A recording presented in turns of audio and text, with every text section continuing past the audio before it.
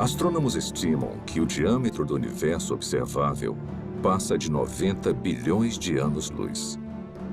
Isso é mais do que 800 bilhões de trilhões de quilômetros de uma ponta do cosmos à outra.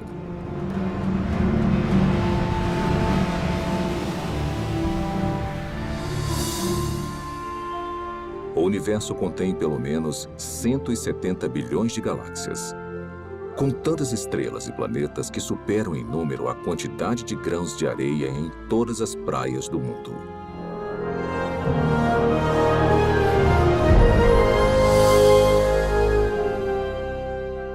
Dentro deste oceano cósmico, uma esfera de água e rochas é lar para mais de 8 milhões de espécies de organismos vivos.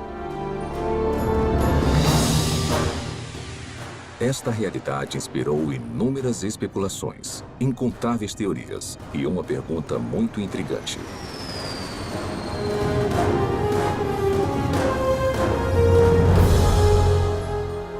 Quais são as chances de a vida ter surgido no terceiro planeta depois de um Sol orbitando em um braço espiral da galáxia Via Láctea?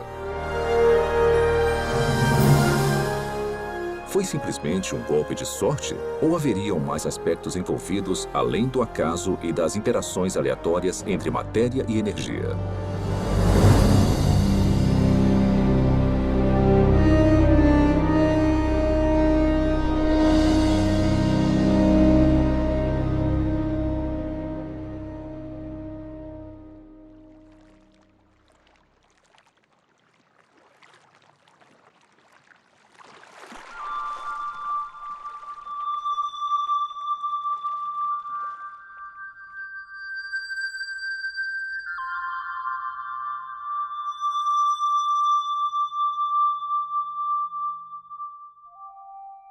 Sendo os habitantes humanos da Terra, é fácil subestimarmos a vida.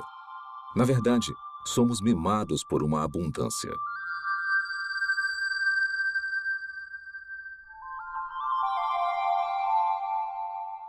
O nosso clima e a nossa geografia suportam uma biosfera que pode ser única no universo.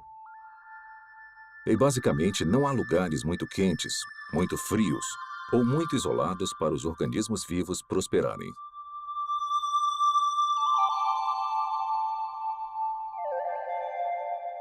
Dentre essa diversidade espetacular, talvez o maior desafio já encarado pela ciência ecoe de todo inseto, sequoia e baleia. Como a primeira vida passou a existir em um momento em que não havia vida de nenhum tipo? Como surgiu a vida na Terra? Por onde começar? Tem dezenas de teorias.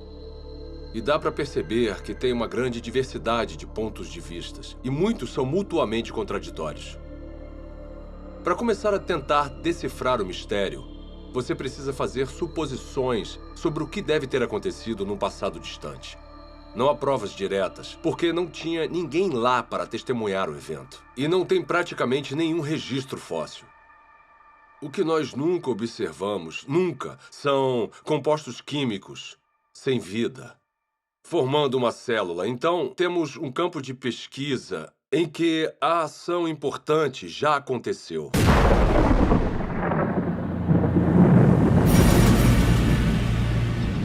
A história primordial da Terra é, de fato, uma narrativa incompleta. Mas apesar da ausência de provas físicas, a maioria dos cientistas acredita que a vida se originou quando a energia atingiu substâncias inorgânicas nos oceanos, crosta e atmosfera do planeta, para criar os componentes básicos para a primeira célula autorreplicante.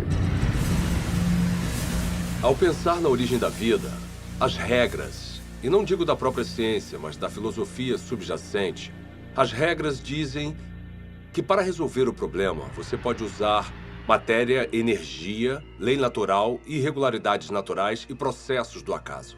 Mas o seu kit de ferramentas acaba aí. O que você não pode usar, de acordo com as regras, as ditas regras da ciência, é mente ou inteligência.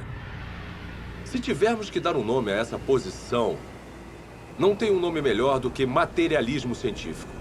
Uma filosofia que diz que a única explicação aceitável deve ser dada com base na matéria e na energia.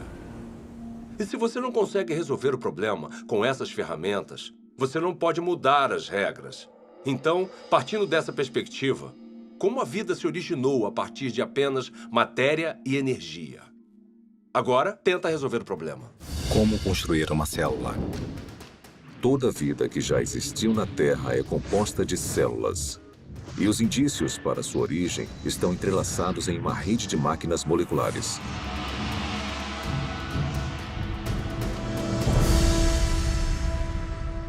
Dentro de uma célula eucarótica moderna, mecanismos biológicos complexos fazem o seu trabalho enquanto estão suspensos em líquido. Não há vida nessas máquinas, mas juntas elas permitem crescimento, movimento, metabolismo e reprodução, as funções vitais da vida.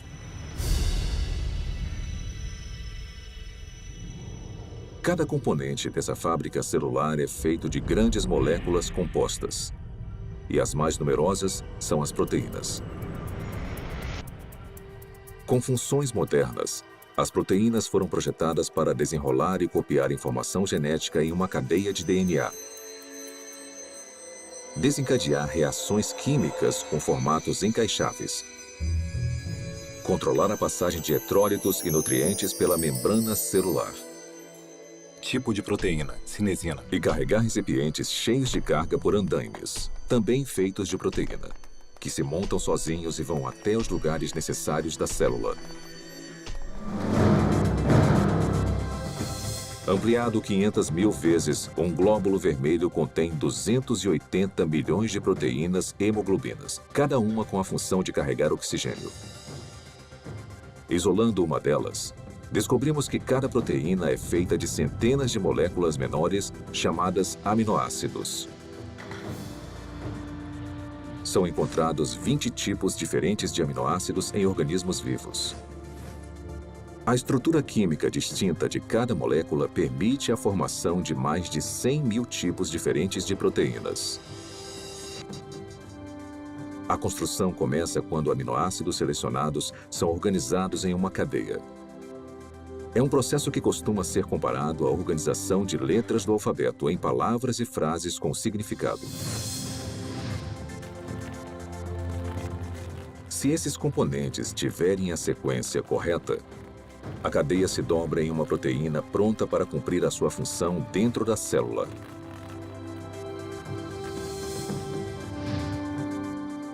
Mas se os aminoácidos forem arranjados na ordem errada, a cadeia não vai se dobrar e eventualmente será destruída.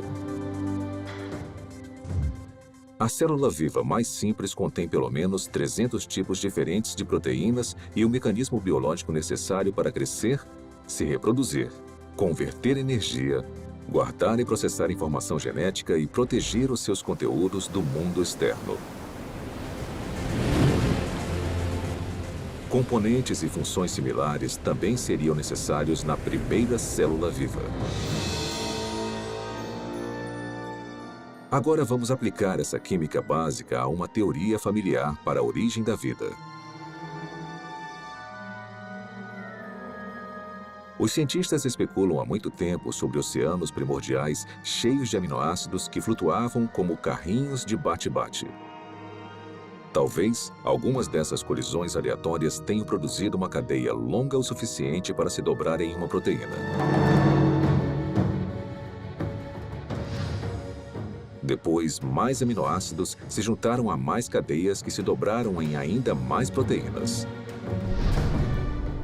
Simultaneamente, outras moléculas complexas, incluindo ácidos nucleicos, gorduras e açúcares, também se juntaram para formar componentes essenciais. Então, sem previdência ou direção, a combinação certa de moléculas se juntou de alguma forma nessa sopa química para formar uma membrana que envolvia todas as máquinas específicas necessárias para uma célula autorreplicante. E pronto! Vida a partir de uma matéria não viva. Tudo parece tão plausível. O problema é que, na Terra primitiva, a complexidade interna necessária para sobreviver seria enorme. Porque a vida, como a conhecemos, é caracterizada por máquinas celulares e muitas delas. E se você tirar esse hardware essencial, a célula deixa de existir, porque chega um momento em que ela não consegue se simplificar mais e ainda existir. Uma simplificação maior seria a morte. Costumamos ouvir críticas como: você não pode projetar a biologia celular moderna no passado, porque o que quer que tenha sido a primeira célula, ela era mais simples do que o que vemos hoje. Tudo bem, eu posso entender isso como uma premissa. Descreva então a primeira célula. Membrana celular. Para ser a célula viva, você precisa de uma barreira, uma membrana que a proteja do resto do ambiente.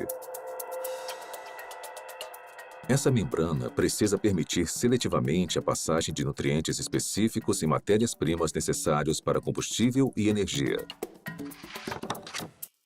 Você também vai guardar grandes quantidades de informação genética em cadeias de espiral de DNA. Essas instruções detalhadas para a vida são copiadas com uma precisão notável. Então, em fábricas chamadas ribossomos, essa informação é convertida em cadeias de aminoácidos e proteínas. Replicação celular. Por fim, você vai estar equipado com tudo o que precisa para reproduzir as gerações futuras de células. Essas funções básicas são realizadas por todos os seres vivos. São, de certa forma, características do que significa estar vivo. Então, seja uma célula do passado, ou uma célula bem simples, ou uma célula mais complicada de hoje em dia, não faz diferença, ela vai precisar realizar essas funções.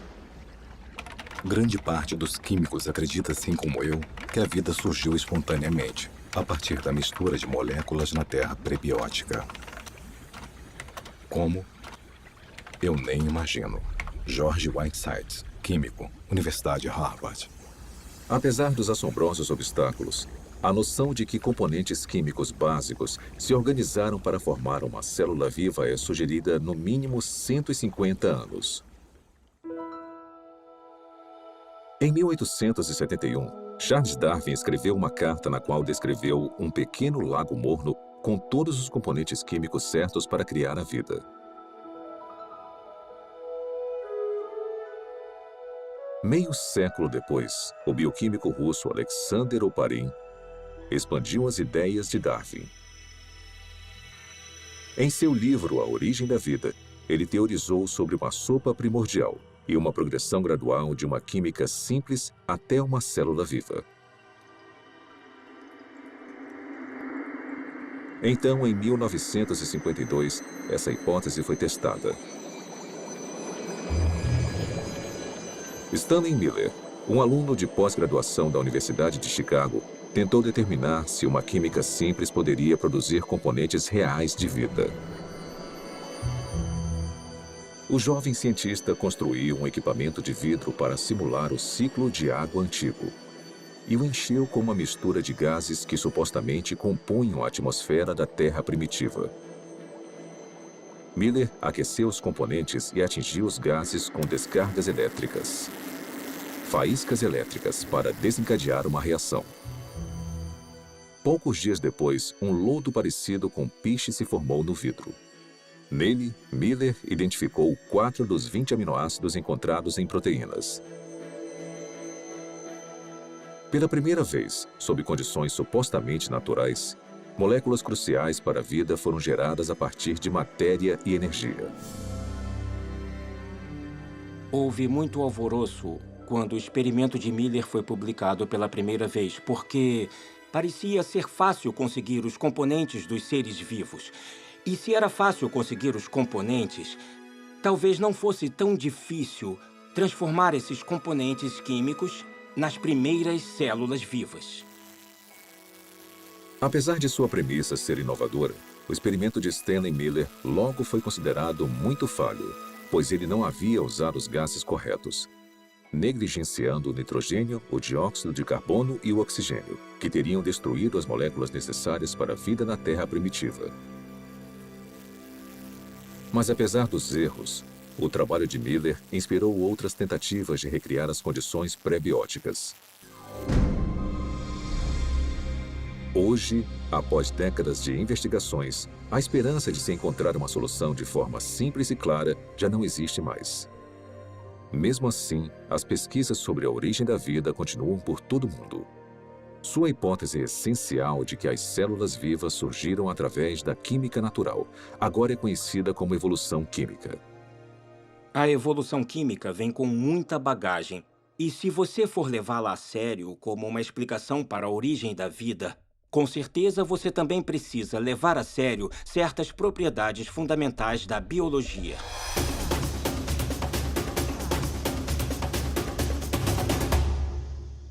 As moléculas envolvidas na vida não têm inteligência, não têm previdência. Elas não têm como saber o que precisam fazer depois para então conseguirem se transformar em química orgânica. Se eu colocar aminoácidos em um tubo de ensaio no meu laboratório, mesmo se eu esquentar e misturar muito bem, e fizer isso por 100 anos, 1000 anos, 10.000 anos ou 1 milhão de anos, nada aconteceria. Aminoácidos, nucleotídeos, lipídios. Sozinhos, eles não representam a vida. São inertes. Não se reproduzem, não guardam informações. De certa forma, são ingênuos. Eles não acordaram um dia e falaram: "Ei, vamos nos juntar e construir uma célula que consiga se replicar." Isso não aconteceu. A química por si só é indiferente ao fato de algo estar vivo ou morto. A seleção natural não funciona para criar a primeira célula porque a seleção natural não consegue operar em nada a não ser que tenha alguma forma de herdar e monitorar mudanças e de escolher o melhor sobrevivente para avançar. Para ter alguma seleção, são necessárias células. Então, se você quer explicar a origem das células, você não pode usar a seleção. Porque a seleção exige a existência da mesma coisa que você está tentando explicar. A seleção natural tem que funcionar sobre uma célula que tenha um sistema genético e que seja capaz de se reproduzir. Sem isso, a seleção natural é completamente irrelevante. A auto-organização é a ideia de que os componentes químicos podem se organizar sozinhos de forma a se transformarem em objetos ricos em informações e com um propósito. As moléculas e os átomos podem se auto-organizar em um certo sentido. O sal seria um exemplo. No sal, tem íons de sódio e de cloreto.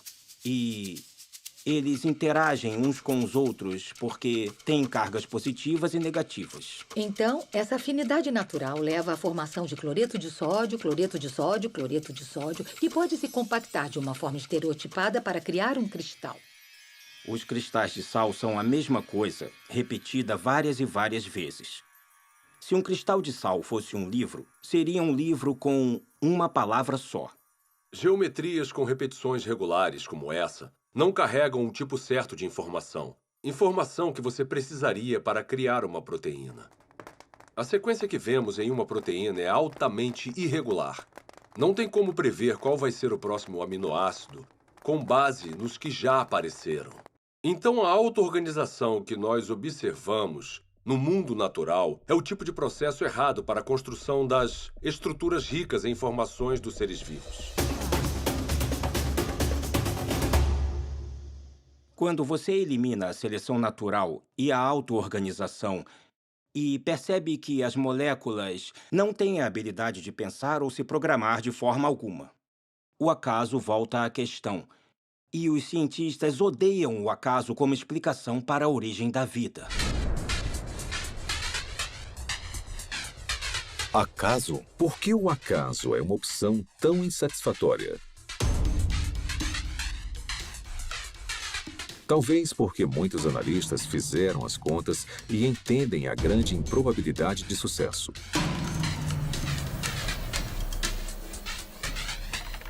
O acaso é definido como o elemento desconhecido e imprevisível em qualquer evento que não tenha um motivo atribuível ou orientação de uma lei natural ou de um agente inteligente. Desde o século XVII, uma ferramenta foi utilizada constantemente para prever o resultado de tais eventos. Se chama probabilidade matemática. De forma bem simplificada, é assim que a teoria funciona. Quando você atira uma moeda e escolhe cara, a probabilidade de você acertar é de 50%, ou uma probabilidade de 1 sobre 2. Se atirar 2 moedas, a probabilidade de tirar cara 2 vezes simultâneas é de 1 sobre 4. 3 moedas e 3 caras em uma única tentativa? 1 sobre 8. Sempre que adicionamos mais uma moeda, a probabilidade de sucesso, nesse caso, tirar só cara na mesma jogada, é reduzida exponencialmente por um múltiplo de 2. Então, se 10 moedas forem atiradas, a probabilidade de tirar cara 10 vezes é de 1 sobre 2 elevado à 10ª potência ou menos de uma chance a cada 1000.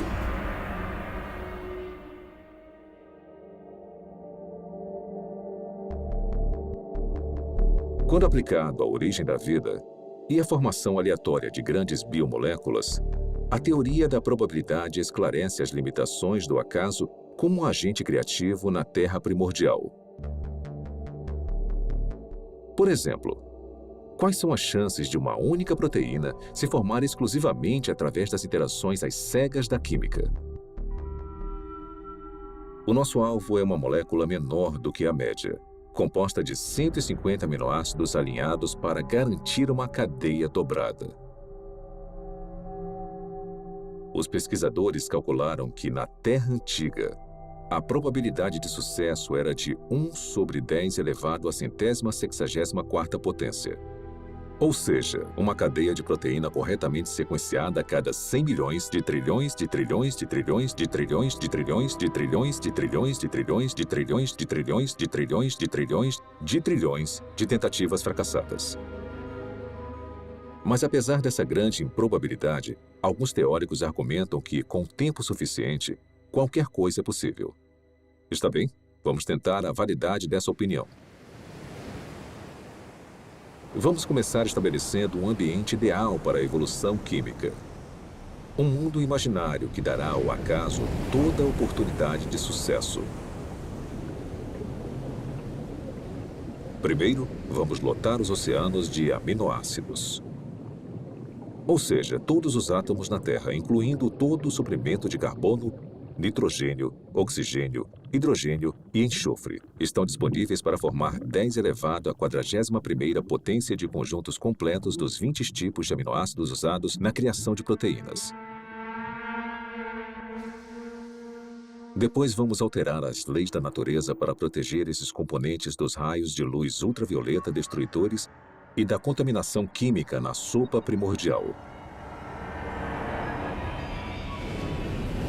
Agora vamos deixar a química agir para ver o que acontece.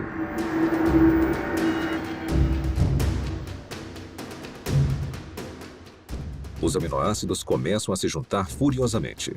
No nosso experimento, uma cadeia inteira com 150 unidades se forma sozinha em apenas 1 segundo.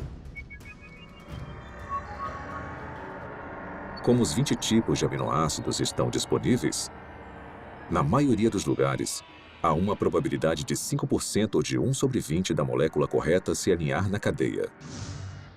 Se a sequência estiver incorreta, a cadeia é destruída imediatamente e se inicia um novo agrupamento.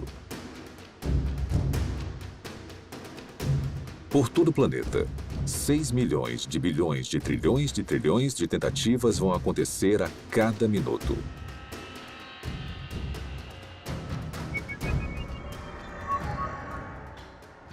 Ou seja, em 4,6 bilhões de anos, a idade mais antiga estimada da Terra, o número de cadeias que não se dobram vai passar de 10 elevado à 58ª potência. É uma quantidade espantosa, mas não chega nem perto de 10 elevado à 164ª potência. Aproximadamente as tentativas necessárias para se criar uma proteína de 150 aminoácidos por acaso. Então, se a química não direcionada não consegue criar a nossa cobiçada molécula durante toda a história da Terra, quanto tempo teria sido necessário? Para descobrir, vamos fazer um passeio. Vamos começar construindo uma ponte que percorra o diâmetro do universo observável. Uma distância de mais de 90 bilhões de anos-luz. Depois, vamos colocar uma ameba em uma extremidade da ponte. Esse organismo unicelular vai viajar a velocidade espontaneamente de 30 centímetros por ano. Começar. Enquanto esperamos uma proteína se formar por acaso, a ameba se arrasta por mais de 5 bilhões de anos para cruzar todo o universo e depois voltar. Mas esta corrida está só começando. A ameba sai de novo. Consegue chegar à outra extremidade do cosmos e depois volta para casa. Mesmo assim, nenhuma proteína funcional está à vista. Para a próxima viagem, vamos incluir uma carga, um único átomo.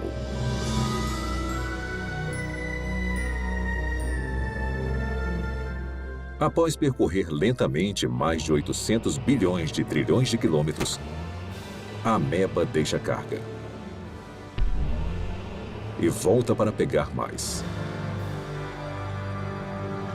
Será que ela vai voltar antes da nossa proteína sortuda se formar? Com certeza. Na verdade, ela vai fazer mais 10 viagens completas.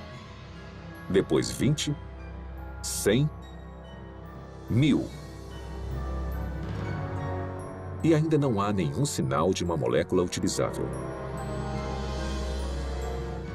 A ameba continua fazendo viagens completas até carregar todo o átomo da Terra.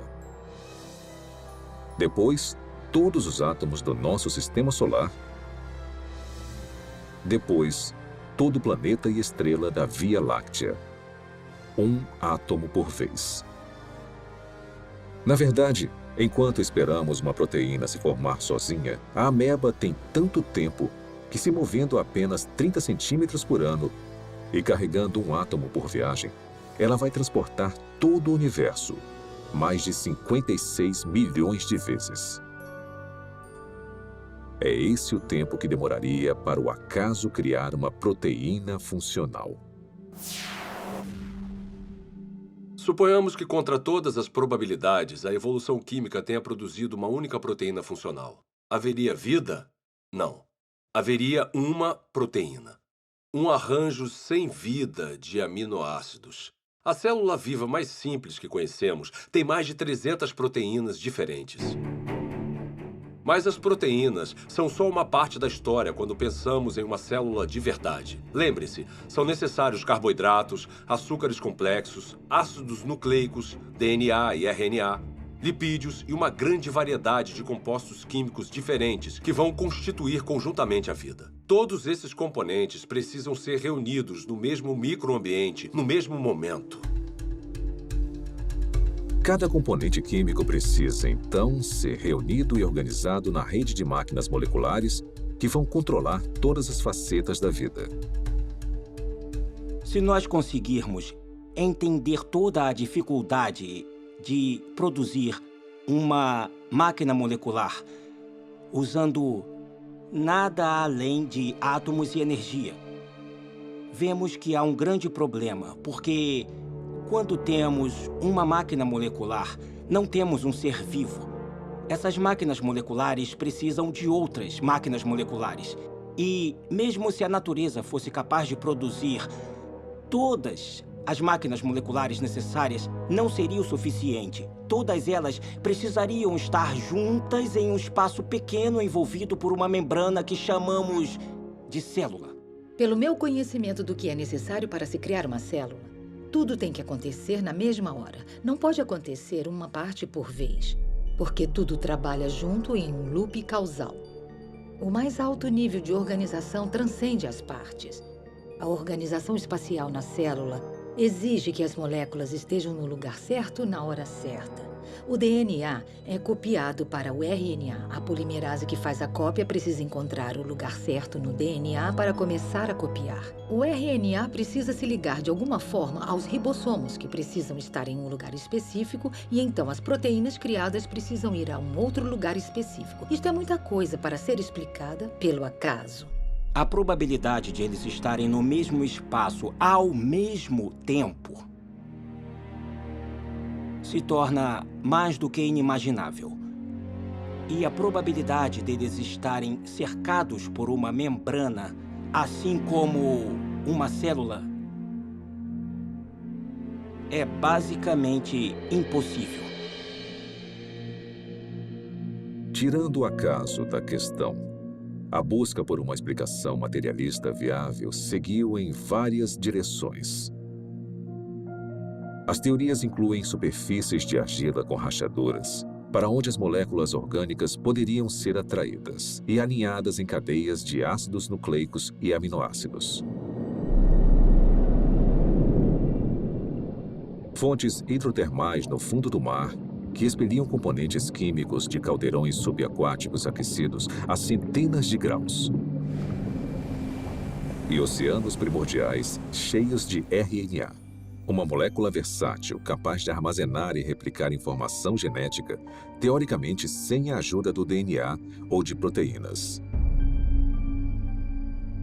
Propostas como essas causaram um interesse considerável. Mesmo assim, todas encaram o mesmo obstáculo que derrubou o acaso: a transformação de componentes sem vida nas biomoléculas complexas da vida. Esse problema fica evidente na hipótese do mundo de RNA. O mundo de RNA é a ideia de que é possível juntar nucleotídeos suficientes para criar uma cadeia longo o suficiente para se autocopiar e, depois de se copiar, fazer a mesma coisa novamente.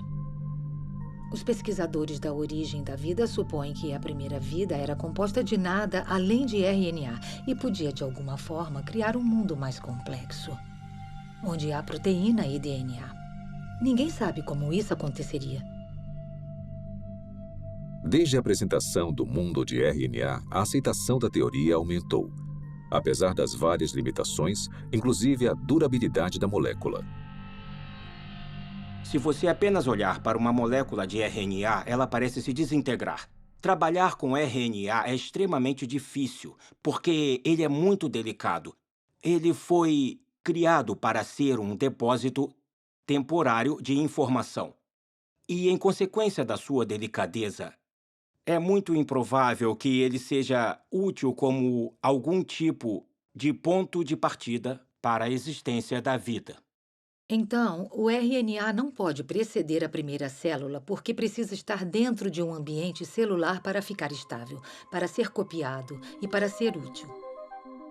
Hoje em dia, moléculas de RNA são criadas em condições de laboratório.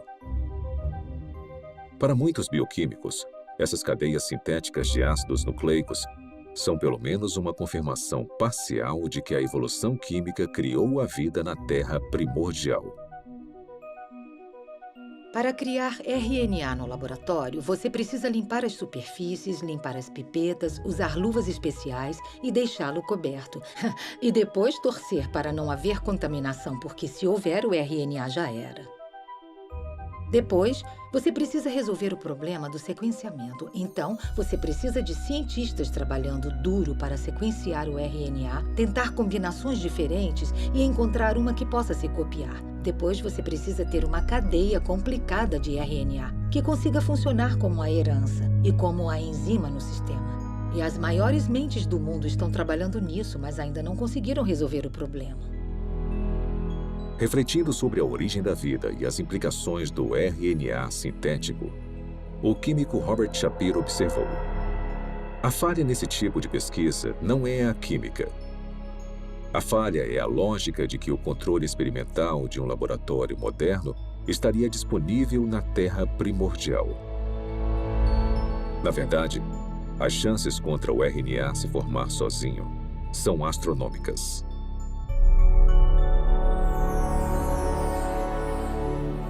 Criar RNA em um laboratório exige muita inteligência e premeditação, e planejamento e execução cuidadosos. Então, conseguir a sequência certa.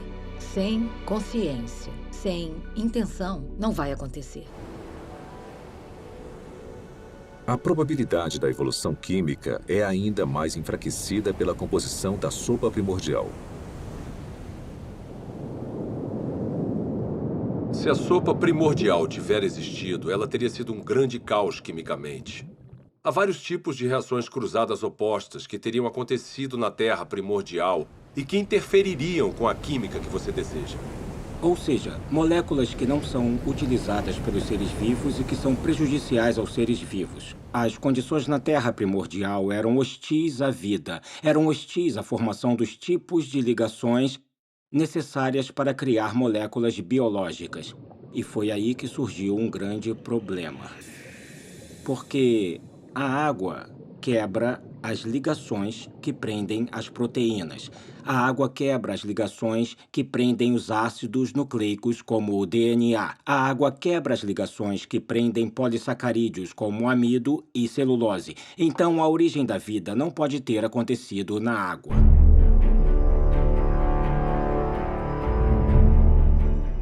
Encarando desafios intransponíveis na Terra, alguns cientistas expandiram as fronteiras de suas buscas. Em 1976, o biólogo vencedor do Prêmio Nobel, Francis Crick, propôs uma alternativa radical para a origem da vida. Crick sugeriu que o nosso planeta foi semeado com organismos microscópicos, que foram transportados de outra parte do universo, por uma civilização alienígena. Essa teoria é chamada de panspermia. 5 anos depois, o físico Fred Hoyle ofereceu uma versão modificada de panspermia, quando teorizou que as cadeias de DNA haviam sido criadas por uma inteligência de uma galáxia distante e se espalharam como sementes de dente de leão em um dia de ventania. Parte desse material genético chegou na Terra. Outra versão da teoria, popularizada pela Rocha de Marte, um meteorito descoberto na Antártida, afirma que micróbios evoluíram em outro lugar da galáxia e vieram até a Terra, em cometas e asteroides. De alguma forma, podemos falar que a panspermia é um abandono da ciência, porque ela coloca o problema além da examinação. Se a ciência nos diz que a vida provavelmente não começou a existir por conta própria aqui na Terra, então deve ter vindo de outro lugar. Mesmo que pareça um filme de terror ruim dos anos 1950, veio do espaço sideral. Se eu não consigo explicar a vida no planeta Terra, porque, digamos, a atmosfera necessária é geologicamente implausível ou porque eu não consigo a quantidade suficiente de moléculas biologicamente relevantes, esses problemas vão existir em qualquer outro planeta onde postularmos que a vida se originou. Não podemos apagar esses problemas mudando de lugar para outra parte da galáxia. Resumindo, a panspermia não resolve o problema da origem da vida, só o joga para outro local. As falhas da panspermia levaram alguns pesquisadores a uma teoria que vai além da astronomia convencional: o multiverso. De acordo com essa hipótese, o nosso universo não é o único. Em vez disso, bilhões ou trilhões de universos foram gerados por um processo natural desconhecido. E conforme as oportunidades aumentaram exponencialmente, as chances impossíveis se tornaram prováveis. Até que, inevitavelmente, com o tempo, a combinação certa de matérias-primas, ambiente, leis da natureza e uma grande dose de sorte produziram as moléculas e máquinas biológicas necessárias para a primeira célula viva. Em outras palavras, em um vasto e teórico oceano de universos, alguém tinha que ganhar a loteria cósmica, e fomos nós. Quando eu leio algum livro sobre a origem da vida que considera alguma proposta para a formação, como digamos, de RNA ou proteínas, e até o autor admite que é quimicamente implausível, eu me pergunto como ele se meteu nesse pepino. Propor um caminho implausível para uma coisa que, para o mundo todo, parece ser planejada. Será que o materialismo científico é provavelmente falso? Ele se meteu nisso porque uma filosofia disse a ele. É a única resposta aceitável. E nesse impasse, eu quero falar ao autor, olha, você sabe que é implausível, eu sei que é implausível. O motivo de ter chegado até aqui, parado na beira desse penhasco que cai na implausibilidade, é porque bem lá atrás, você decidiu que só uma explicação materialista faria sentido. Quantas explicações diferentes e fracassadas dentro da caixa materialista nós precisamos ter antes de decidir que talvez precisemos sair agora dessa caixa. Talvez precisemos de outro tipo de explicação. Quando analisamos as várias teorias científicas, teorias da física, teorias da química, teorias sobre a formação de estrelas, essas teorias são sobre o mundo lá fora.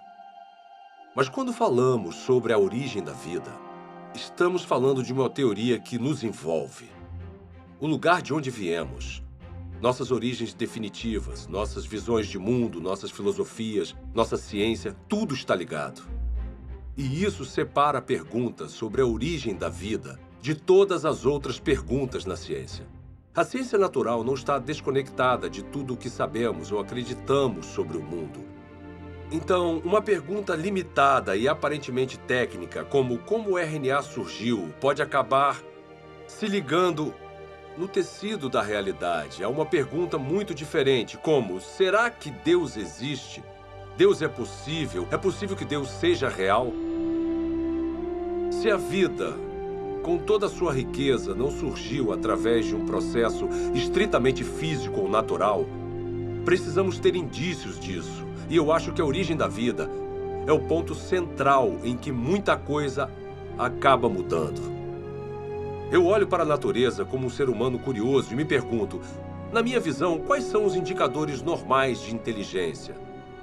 Eu os vejo na vida? E a resposta é, sim, em abundância. O que vemos nos sistemas biológicos é maravilhoso, é lindo, é elegante e quanto mais aprendemos sobre biologia, mais óbvio é o design.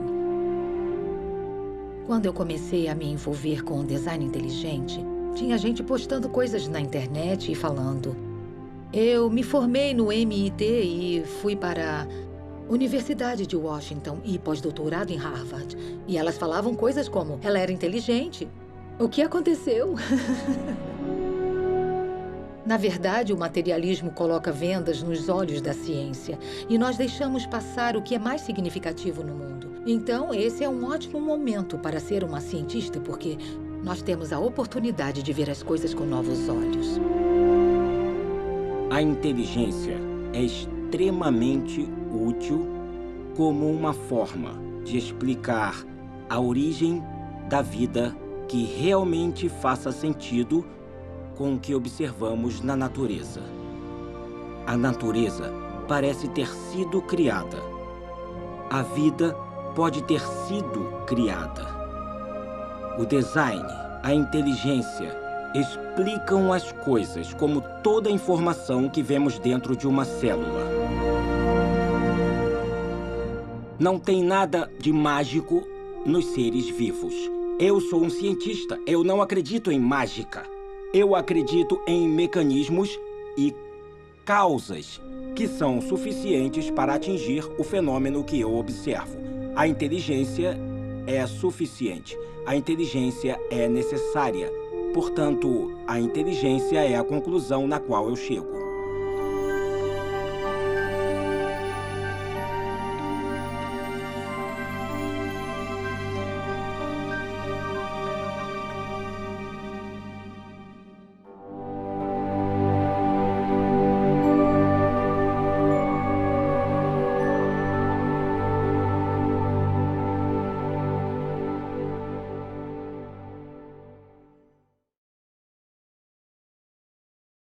Espero que tenham gostado de A Origem. Foi animador fazer parte de um projeto que chega ao cerne das grandes perguntas que influenciam profundamente a nossa visão de mundo de várias formas. Como a vida surgiu? Será que as interações entre matéria e energia produziram as primeiras células? Ou será que a vida só é explicável como sendo a criação especial de Deus? Nos últimos 30 anos, tecnologias espetaculares permitiram que os pesquisadores descobrissem e visualizassem a rede complexa de máquinas biológicas que trabalham dentro de cada célula viva. Esse conhecimento inspirou o desenvolvimento de um caso científico, convincente para o design inteligente e para a origem da primeira vida. É um caso baseado puramente em provas, lógica e razão. Agora queríamos mostrar um pequeno vídeo que explica os princípios básicos dessa teoria, que algum dia pode revolucionar a forma como a ciência é praticada, ensinada e entendida por todo o mundo.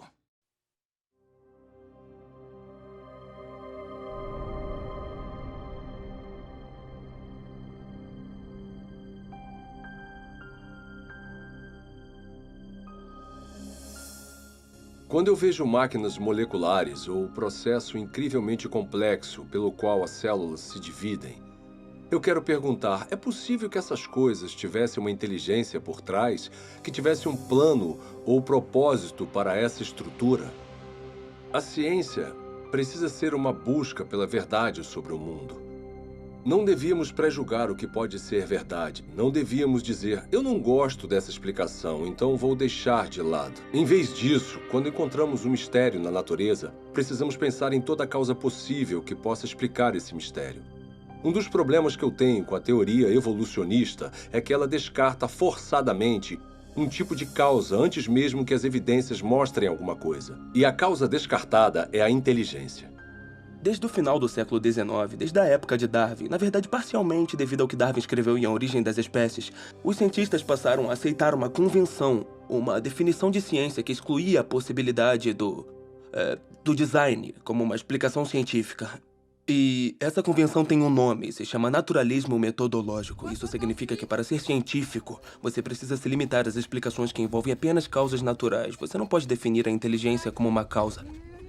Mesmo assim, curiosamente, nós sempre tiramos conclusões relacionadas à inteligência. É parte do nosso raciocínio comum reconhecer os efeitos da inteligência.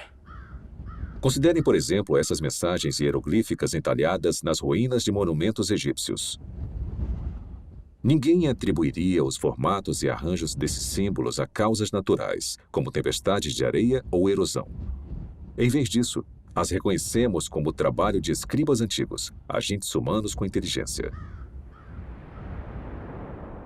O mesmo raciocínio nos leva a concluir que as misteriosas estátuas de pedra na costa da Ilha de Páscoa não foram formadas pelas ações do vento e da água por grandes períodos de tempo. Também não supomos que as plantas podem ter esses formatos familiares sem algum tipo de interferência inteligente.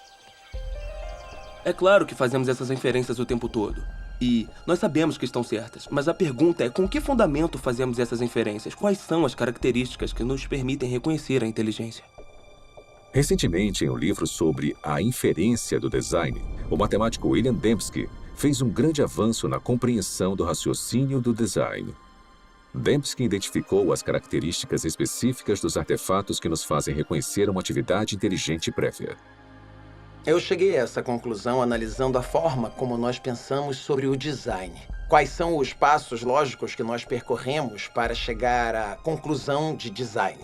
Então, o que eu tento fazer é estabelecer critérios confiáveis, empíricos e cientificamente rigorosos para decidir se alguma coisa foi de fato projetada. Eu analisei a lógica por trás e o que eu descobri foi que são necessários improbabilidades, especificação e o tipo certo de padrão, padrões objetivos. De acordo com Dembski, seres humanos detectam corretamente a atividade da inteligência quando observam um objeto ou evento altamente improvável, que também tem um padrão reconhecível. Um padrão desses é encontrado em Black Hills, na Dakota do Sul.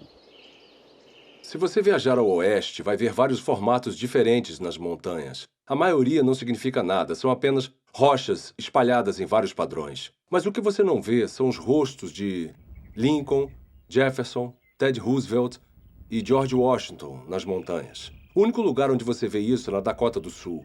E isso está lá porque um escultor excêntrico decidiu que queria honrar esses presidentes e passar grande parte da vida esculpindo os rostos deles em uma montanha. Esse padrão é improvável. Uma encosta aleatória também é improvável, mas uma encosta aleatória não especifica nada. Mas nós sabemos que tinham 4 caras que foram presidentes dos Estados Unidos com um padrão específico nos rostos. E esses padrões na encosta da Dakota do Sul combinam com esses rostos familiares. Se eu olhar e ver os rostos, eu vou reconhecer imediatamente que são os rostos dos 4 presidentes, que são conhecidos a partir das cédulas, de imagens na Galeria Nacional ou de pinturas em livros. Então eu percebo que ao ver o Monte Rushmore, que não é apenas uma configuração de rochas altamente improvável, mas uma que combina com certos padrões independentes que indicam seguramente que tem inteligência envolvida ali. Temos então uma pequena probabilidade, especificação e design.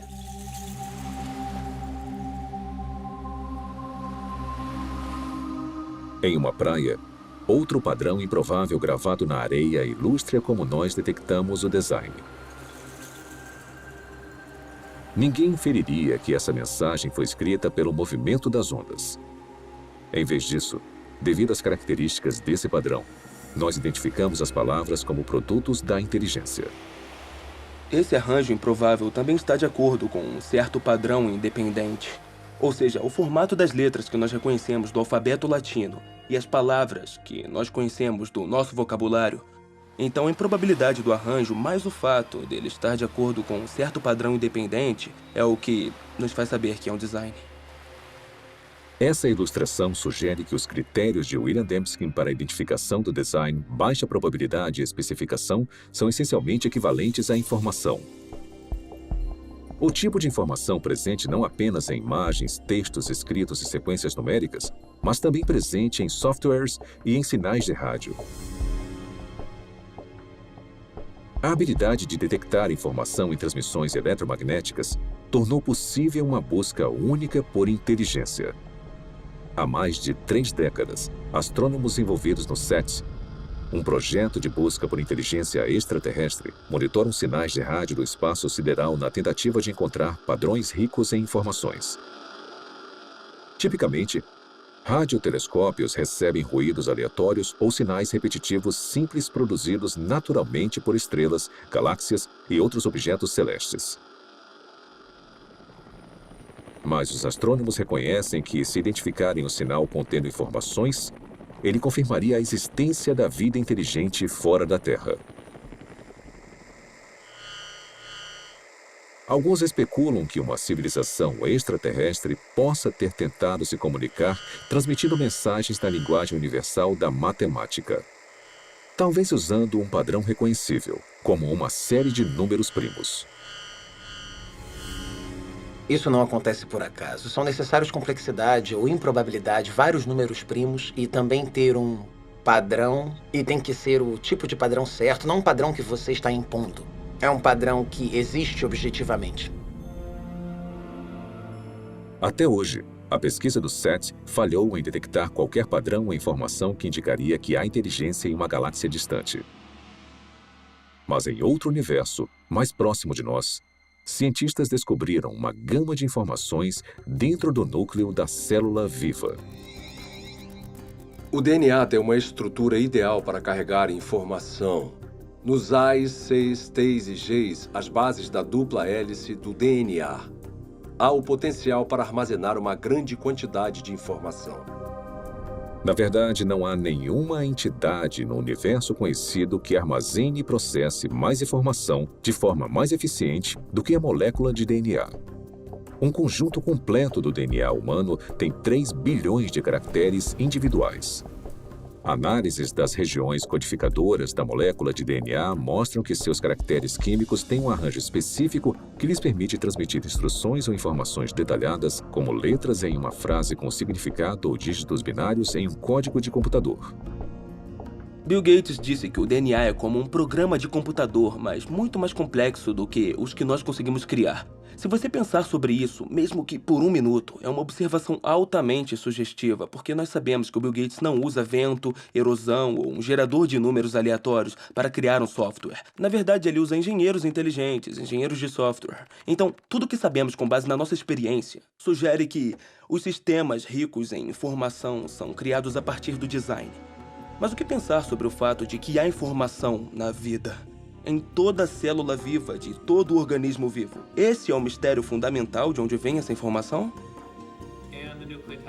Nos últimos 15 anos, o filósofo e cientista Stephen Meyer trabalhou para responder a essa pergunta. Meyer criou um argumento para desmontar que o design inteligente é a melhor explicação para a origem da informação necessária para criar a primeira célula viva. A informação que a molécula de DNA usa. Faz parte da nossa base de conhecimento o fato de agentes inteligentes poderem criar sistemas ricos em informações. Então, o argumento não se baseia no que não sabemos, mas sim no que nós sabemos sobre a estrutura de causa e efeito do mundo. Sabemos que, até agora, não há uma explicação naturalista. Nem uma causa natural que produza informação, nem seleção natural, nem processos de auto-organização e nem o puro acaso. Mas nós sabemos de uma causa que é capaz de produzir informação, que é a inteligência. Então, quando as pessoas inferem o design a partir da presença de informação no DNA, estão fazendo na prática o que se chama nas ciências históricas de uma inferência à melhor explicação. Quando encontramos um sistema rico em informações na célula, na molécula de DNA especificamente, podemos inferir que a inteligência teve um papel na origem desse sistema, mesmo não estando lá para observar o surgimento do mesmo. Há 150 anos, Charles Darwin transformou a ciência com a sua teoria sobre a seleção natural. Hoje, essa teoria encara um desafio formidável. O design inteligente provocou uma descoberta e um debate intenso sobre a origem da vida na Terra. E para um número cada vez maior de cientistas, ele representa um paradigma. Uma ideia com o poder de, mais uma vez, redefinir os fundamentos do pensamento científico. Durante o século XIX, os cientistas acreditavam que haviam duas entidades fundamentais, matéria e energia. Mas conforme entramos no século XXI, tem uma terceira entidade fundamental que a ciência precisou reconhecer, que é a informação. Então, à medida que encontramos a biologia da era da informação, cresce a suspeita de que o que vemos na molécula de DNA é, na verdade, um artefato da mente, um artefato da inteligência. Uma coisa que só pode ser explicada através do design inteligente.